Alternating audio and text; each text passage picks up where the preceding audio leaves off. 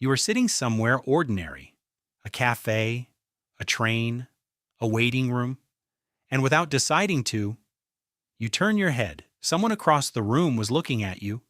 You felt it before you saw it, so how did you know? Almost everyone has lived this moment. Most people call it a sixth sense, a kind of radar that lets a stare land on the back of your neck like a touch.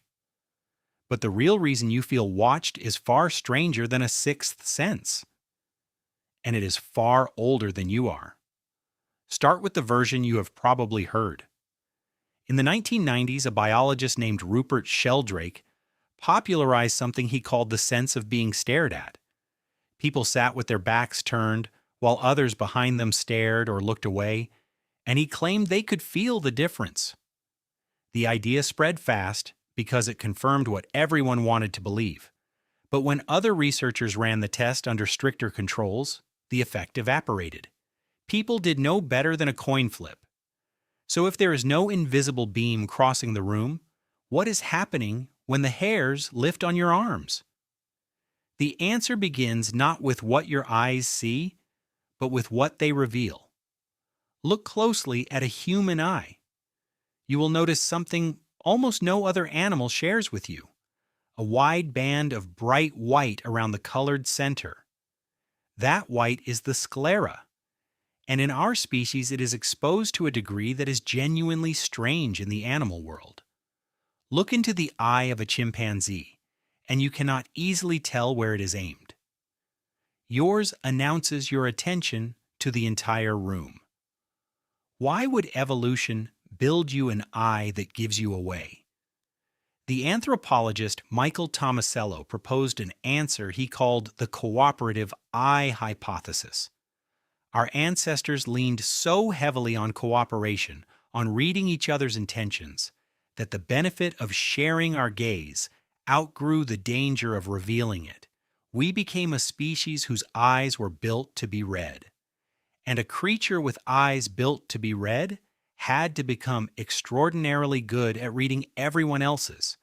That skill is wired into specific tissue, deep in your brain, along a fold called the superior temporal sulcus, sit cells that do almost nothing but track where other eyes point.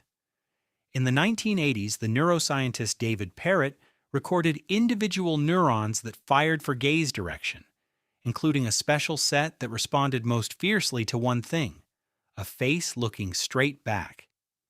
You have neurons whose entire job is to scream when another pair of eyes locks onto yours. That is not decoration. It is a survival machine. For almost the whole history of life, eyes fixed on you meant a predator, a rival, or someone who wanted something. Missing that stare could cost your life.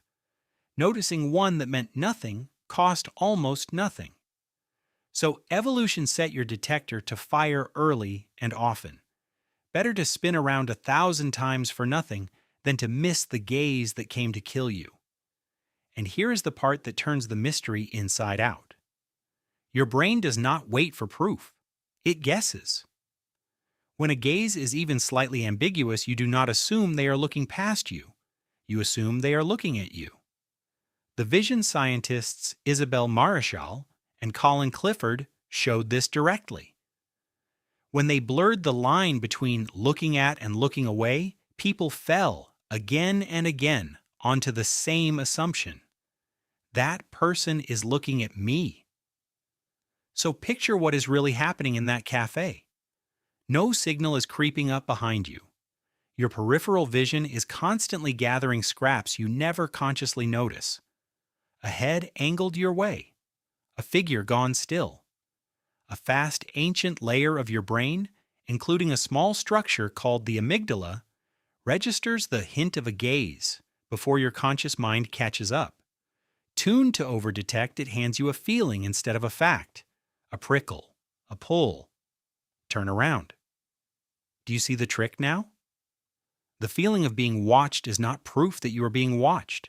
It is your brain's prediction, fired off early and loud just in case, which is why it is so often wrong.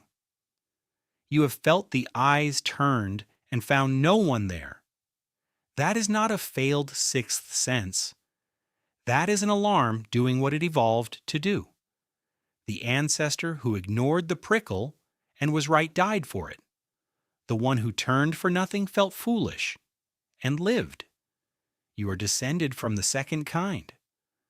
But this machine was built for a world of a few dozen faces and a handful of campfires. Now look at where you have dropped it. Cameras that never blink. Thousands of faces scrolling past in an afternoon. Everyone seeming to look out of the glass at you. The hardware in your skull has not changed in tens of thousands of years, but the number of eyes it must track has exploded. Is it any wonder the alarm keeps firing? You're running prehistoric software in a hall of mirrors. So the next time you feel that pull, that certainty that someone is watching, stop asking whether you have a sixth sense. You do not. What you have is far older. A brain shaped by every ancestor who survived because they turned their head at the right moment. The feeling on the back of your neck was never a signal from outside you. It was a warning rising up from within, handed down through 10,000 generations, who lived because they could never shake the sense that somewhere just out of sight something was looking back.